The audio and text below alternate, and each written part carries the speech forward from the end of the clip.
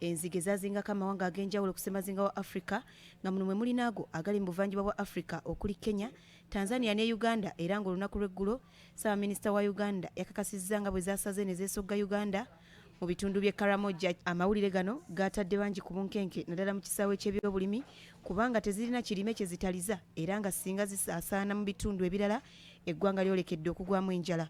Solomon Seruwo ng'ono mukugu mu kulima n'embeera y'obudde agamba nti enkyukakyuka y'obudde mu mawanga gano yesinze okusikiriza enzige okuzingako ebitundu ebyo gye ziri nga kino kivudde ku mpewo ne kibuyaga akunta. Kyetuyinza already okukkiriza nga tumaze na kufumiitiriza nti enkyukakyuka mu mbeera y'obudde etera okubaawo era nga obutonde bukoseddwa kireeta ebintu ebyenjawulo okweraga oba okuvaayo. Zandibadde zaatutuukako dda naye ebimu ku bibaddewo amabegakaawo y'enkuba gye tubadde tujja tukola ki tulaba.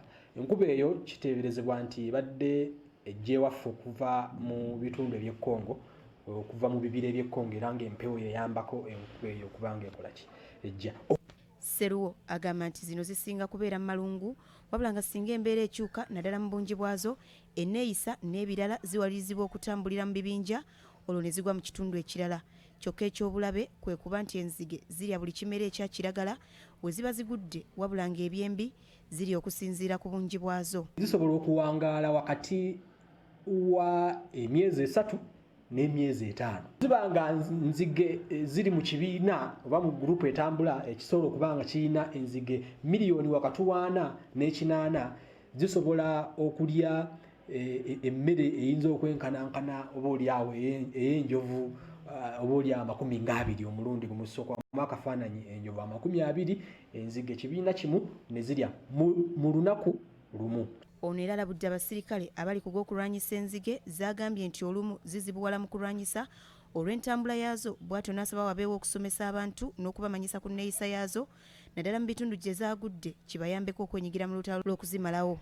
Kweteekateeka oliawo nadigambye nti okusooka ekyokubiri kwe ku traininga abantu abanaafuuyira wamu n'ogezaako okunoonya ebinaakozesebwa mu kufuzi. Ekimu ku bikyabuzeewo kwe kumanyisa abantu enzige zeeyisa zitya oba oliawo si kyekintu abantu abangi kye bayinza okumanya naye singa olutalo luno lwakuwangula oba oliawo kiyinza okwetaaga buli omu naddala abali mu kkubo ery'enzige oba abali mu bifo ebinaakosebwa okumanya ekiyinza okuba nga kijja n'ebikwata ku nzige ebituufu engeri gye zeeyisaamu n'ebirala okulaba nti ekizibu kino kinogerwa eddagala. Seruwo era aliko amagezi gawadde abalimi naddala mu bitundu gye zitannatuuka okweteekateeka obulungi naddala mu ntereka y'emmere. Ekisookera ddala gye tannatuuka tulowooze okutereka emmere naddala abaalima kasooli, abaalima omuceere, abaalima emmere gye tuyita eya grain ey'empeke n'okugezaako okulaba nti